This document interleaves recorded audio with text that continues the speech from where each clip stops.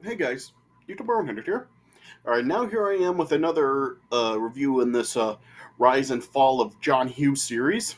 Yeah, and now next up for the next review. Now here I am with a review for Ferris Bueller's Day Off. Yeah, what can I say? Just this movie. Gosh, this movie is just so freaking great. I mean, yeah, I just really do love this movie. I mean, I've seen it like just numerous times, and yeah, and I really just do love this movie. I mean, just like everybody else, just everybody has really said that this is really is just a great movie, and it is. Like, yeah, this really is among like John Hughes's best right here. I mean, I mean, this is probably like top five, maybe even top three John Hughes movies of all time. Yeah, I mean, this movie is just so freaking great. I mean, you all really do know this movie. I mean, this movie really is just like a part of pop culture. I mean, what can we really say? I mean, this movie is just, I mean, everybody has really like known this movie for like the last 30 plus years. I mean, yeah, this movie is just really just this movie has really just stood the test of time and really is just still really popular now. I mean, this is just such an awesome movie. Of course, like this movie, I mean, you pretty much all know this movie. I mean, everyone knows the story for this film. It's about a kid that ends up like skipping school, though he like pretends to be sick to stay home from school. Yeah, and he pretty much just like goes out for a day on the town with his best friend and his girlfriend.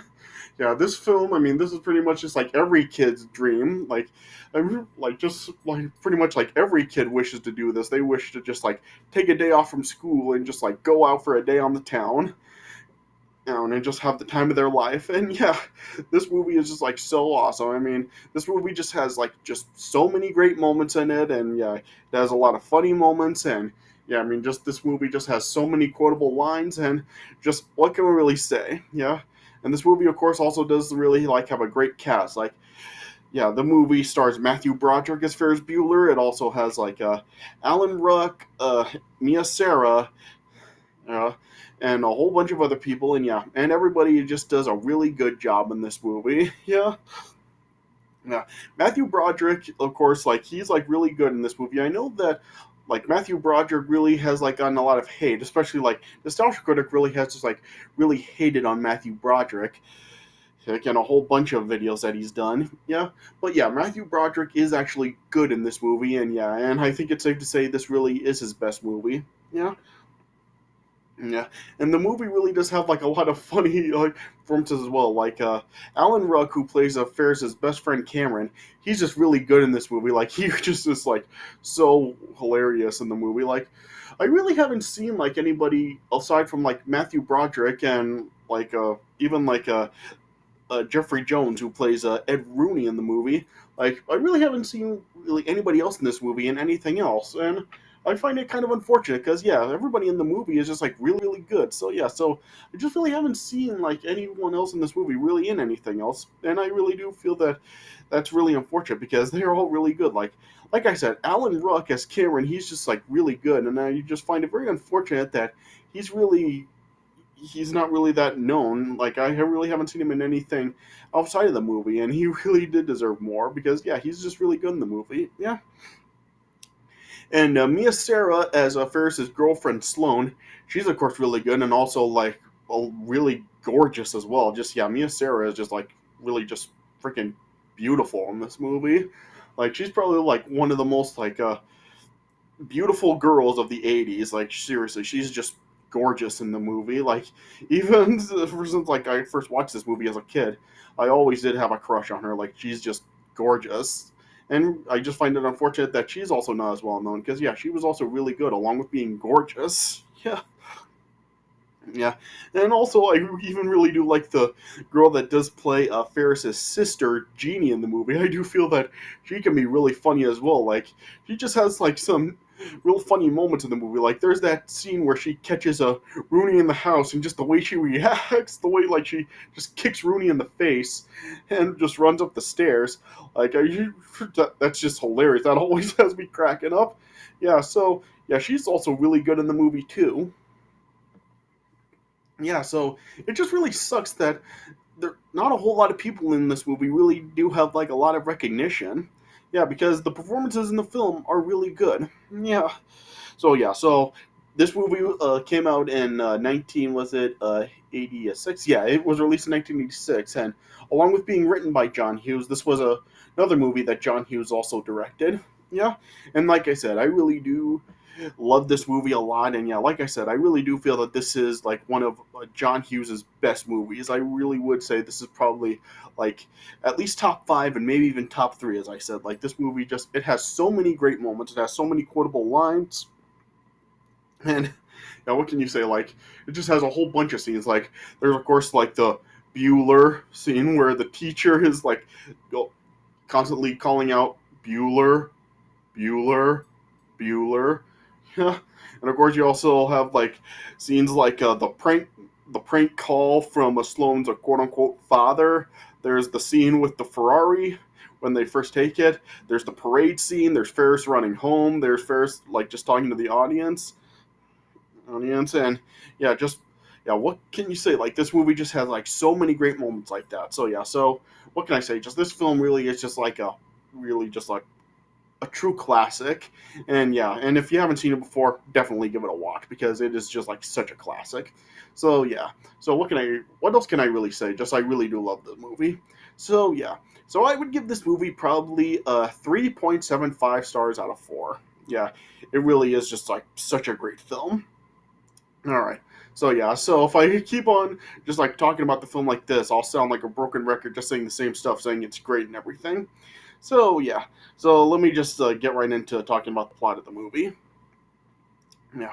So yeah, so the movie opens like with Ferris like telling his parents that he's sick, and as a result, like his parents just want him to stay home and just stay in bed and everything. Yeah, and yeah, but yeah, Ferris's sister Jeannie, she like didn't buy that like he was sick because yeah, she like knew like the kind of like delinquent that Ferris was because yeah, Ferris really like did have like a history of like pulling these kinds of antics to get out of school, and Ferris even did like a say that this was his ninth sick day from school, all that semester. Yeah, and of course, throughout the movie, Ferris like was like talking to the audience, just like like explaining like how to like pretend to be sick and just like telling the audience a whole bunch of stuff, pretty much like the film's like narrator in a sense. Yeah. Yeah, and yeah, then it showed how Ferris's best friend Cameron really was like feeling sick, and he was in bed, and everything. But then Ferris called Cameron, telling him to come over to his house to pick him up because he was taking the day off. Yeah, yeah. And Cameron like was just saying that he really is sick and he can't come. But then Ferris was just telling him that it's just a hypochondria that it is, and it's all in Cameron's head, and just to come pick him up. Yeah, and then yeah, Cameron then eventually then and just swallowed his pride and then got in his car and went to pick up Ferris. Yeah, and at school it did show how like Ferris really is was kind of like this like very popular kid, like going around like helping other kids. One kid said that Ferris was gonna get him out of summer school and all this other stuff. Yeah, and apparently like word got around about Ferris being sick. Yeah, but it showed that like the dean of students Ed Rooney, who's played by Jeffrey Jones, like, like he really was like very suspicious about Ferris really being sick, and then he like called Ferris's mother, like telling him that Ferris had been absent 9 days that semester. As they're trying to just tell his mother that Ferris is using her, but then somehow Ferris was able to rig into the school system and change his absent days down to 2 days. Yeah, so I'm not sure exactly how he did that. Movie didn't really like give an explanation for that, but yeah. Then yeah, then eventually like Ferris's girlfriend Sloane, and then like she was told that her grandmother passed away. Yeah, and when Rooney like heard about it as well and heard that like if Sloane was actually dating Ferris, then he started to really have suspicions about that. Then Rooney then ended up getting a call from Sloane's father saying that he was gonna come pick up Sloane. And then Rooney was really thinking that it was Ferris calling, so he was just saying a bunch of stuff trying to lure Ferris into a trap, pretty much. And he was just insulting Mr. Peterson and and all that stuff. But then eventually Ferris ended up really ended up calling Rooney's office, and then that's when Rooney then realized that it wasn't Ferris is calling him as Mr. Peterson. Yeah, but then it was revealed that when Rooney apologized to Mr. Peterson, it revealed that it was really Cameron making the call as Mr. Peterson, and of course this is just a hilarious scene. Just Cameron's voice as Mr. Peterson, it always just has me cracking up, and the stuff that he says is real funny. Yeah. They're pretty. Then Cameron was just saying how he was gonna come pick up Sloane in 10 minutes. Yeah. And then Ferris then decided that they really needed to actually have a car to really make it believable that it's Sloane's father. So then Ferris then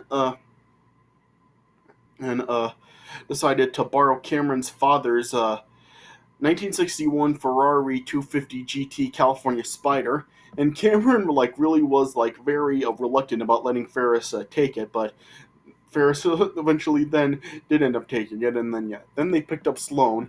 Then they just went out for a day on the town in Chicago. Yeah, and of course I haven't even mentioned in these John Hughes movies yet that as you can tell pretty much all these movies are in Chicago. Yeah, I mean that's pretty much every John Hughes film is set in Chicago. Well, I know that there are there's at least one that isn't set in Chicago, which I am going to be talking about in these reviews. But if you know John Hughes, you know that pretty much all of his movies, except for a select few, are always set in Chicago.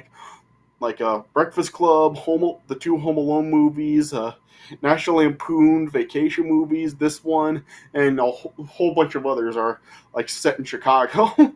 Yeah, so I don't know why John Hughes always has his films set in Chicago. It's kind of how the Farley brothers have their films be in the New English side of the U.S. Yeah, so I guess that's just the John Hughes formula. Have the film be in Chicago. Yeah. Yeah. Then after they dropped the car off at a garage, as they were exploring famous places in Chicago, two park attendants ended up just taking the Ferrari on a joyride. Yeah. But Ferris. But then then Rooney then was really very determined to prove that Ferris is just pulling a ruse and he's not really sick. Yeah. Yeah. So then he then went out to really go to Ferris's house to really uncover the situation. Yeah. Yeah. But then it showed Ferris's mother coming back home to check on him, and it showed that at the house Ferris really did set up a whole bunch of stuff to cover up that he was gone. He had a mannequin in his bed, and he had some strings tied to the mannequin onto the walls and the door and stuff, so that when the door opened the mannequin would move to make it look like Ferris really was sleeping. And he even had a sound system in his room to provide snoring noises. Yeah.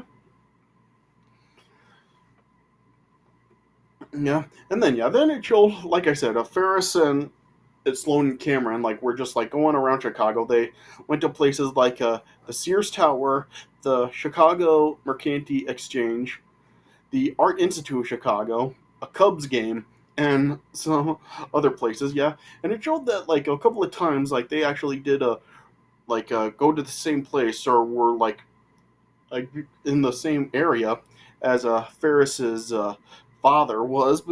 But Ferris was able to avoid getting spotted by his father. Yeah, including that one point when they were in the taxi. And Ferris's father was right next to them. But and then Ferris and Cameron hid down on the floor, and had Sloane just being the one sitting there with sunglasses on it. And Ferris even got Sloane to laugh. And interesting fact here, Sloane's laughter in that scene, in the taxi scene, you probably do know what scene I'm talking about. Her laughter there was actually genuine, because Matthew Broderick when they were doing that scene, he was actually like tickling her feet. I'm serious, he really was. Like Mia Sarah's even gone on record saying that he was doing that. Yeah, so kind of interesting bit of trivia for you guys there. That it was legitimate laughter from her because of what he was doing to her. Yeah, but anyway, yeah. Then eventually, uh, and Rooney then arrived at Ferris's home. Then when he like rang the doorbell, like Ferris's voice then appeared over the intercom, pretty much just like saying he couldn't come to the door, or because of his like weakened condition, he could take a nasty spill down the stairs and subject himself to further school absences. And when Rooney was responding to all of it, it really did seem that Ferris really was actually there, like giving like proper responses to Rooney. Yeah, but then yeah. But then after like the recording then stopped, Rooney rang the doorbell again, and then the recording played again, and that's when Rooney had higher suspicions about it. Yeah, and yeah, then like as he was like trying to find a way into the home, then eventually then the Bueller's dog, a Rottweiler, then went after Rooney. Yeah, yeah, then of course like one another thing that Ferris did had on his day off is like they attended a parade aid of the well yeah they attended the von Steuben Day parade. Yeah, and it showed how Ferris really was like performing in the parade, like lip syncing, like uh, Wayne Noon's cover of Donkey Shootin', and then a rendition of the Beatles cover of Twist and Shout. Yeah. Yeah.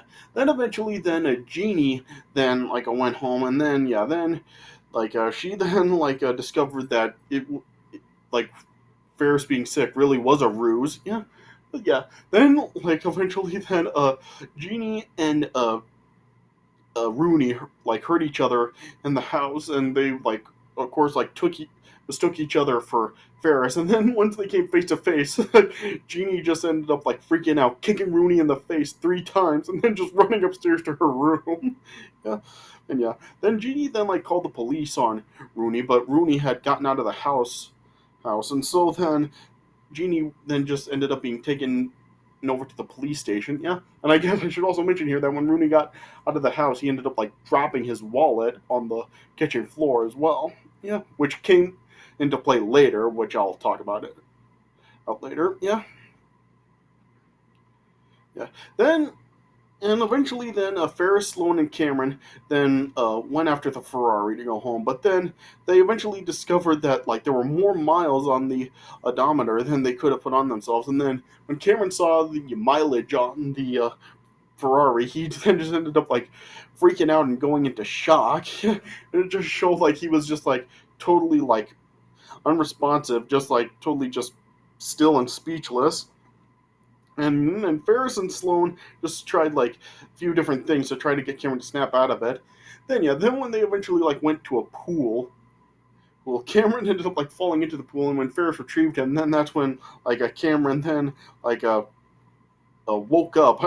But yeah, I'm not sure if like Cameron really was just faking this or not, because the way that he acted after like Ferris like this recovered him from the pool kind of seems like he was just like pranking him, but it's not made clear whether or not it was real or a prank.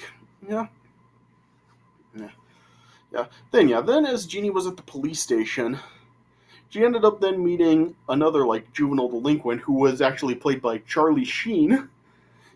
And then when she was like telling him about the situation, he was just telling her that like she should worry less about what Ferris does and more about her own life. Yeah.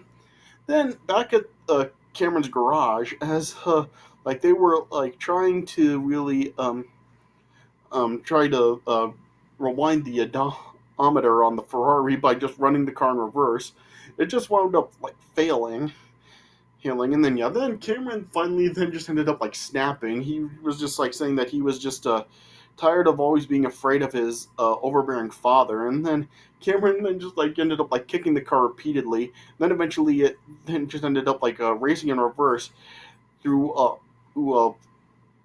plate glass window into a ravine. and pretty much like killing the car, as Ferris said. Yeah. And when Ferris really was just like trying to tell Cameron that he would take blame for the situation, Cameron really was just telling Ferris no, that he wants the blame, and or else he would have never allowed Ferris to take the car. So Cameron said that he would take the heat and talk to his father about the whole thing. Yeah, and yeah, then and Ferris's mother then arrived at the police station and picked up Jeannie, yeah, and then it showed like before they left, it showed Jeannie actually kissing the delinquent, and it also like showed that uh, Ferris's mother also like lost a real estate sale due to having to pick Jeannie up. Yeah, then after Ferris then uh, took Sloane home, then as like they were saying goodbye to each other, Ferris then like saw the time and saw that his parents were about to be home. So Ferris then raced home through the neighborhood, and everybody knows this scene as well. Like he was just like running through a whole bunch of yards and houses and stuff, and of course that song, yeah, and it showed that like as Jeannie and the mother were on their way home, like it showed that they actually did almost hit Ferris, but the mother wasn't paying attention. But Jeannie noticed Ferris, and so then after she saw him, then she tried to run home, seemingly so uh, the mother would catch Ferris. Yeah, and it also showed how Ferris's dad was also nearby, also on his way home too. And it showed at one point like he actually was like right beside Ferris as he was running, but didn't notice it was Ferris. And then when Ferris saw his dad was right beside him, he then just raced off to another direction. Yeah, yeah. Then eventually, then Ferris then just ended up taking a huge jump off of a trampoline towards his home. Yeah. Then he was able to arrive home before his parents were able to. Yeah. But then as he was like looking for a key under the mat, then Rooney then appeared and then started to confront Ferris about possibly another year in high school. But then, yeah, as Jeannie was really like listening from inside, then it showed then how she pretty much like had a change of heart after advice from the delinquent boy, and then she really just helped get Ferris out of like getting in trouble. Just telling Mr. Rooney that Ferris like had just like gotten out of the hospital and was walking home. Then, as she sent Ferris up to his room in bed, then Jeannie then revealed that Rooney left his wallet on the floor, and like proving his earlier intrusion in the house. Then as she just like threw it and shut the door, then the dog then ended up attacking Rooney again. Then Ferris then just rushed back into his room, got into his bed, and shut everything off. Then his parents then came in and just checked on him and just like saw that he was still sweaty and warm, and he just told him that he shouldn't really he, make himself worse. Yeah, yeah. Yeah. Then, as his parents then left his room, then Ferris uh, quoted himself from something he said at the beginning of the movie, saying that life moves pretty fast, and if you don't stop and look around once in a while, you could miss it. Yeah, and then that's how the movie then ended. But then during the credits, it showed how Rooney was like leaving, but then a school bus ended up picking him up. But then when he got on board the school bus, just like all the kids on the school bus were just staring at him, making it a very awkward situation. Yeah, yeah, and then he ended up sitting next to this weird girl, like offering him gummy bears and stuff. Yeah, and that seemed like just went on throughout the entire end credits. Yeah, but then after the credits, then of course we had the post credit bit where like Ferris then just like says, "You're still here. It's over.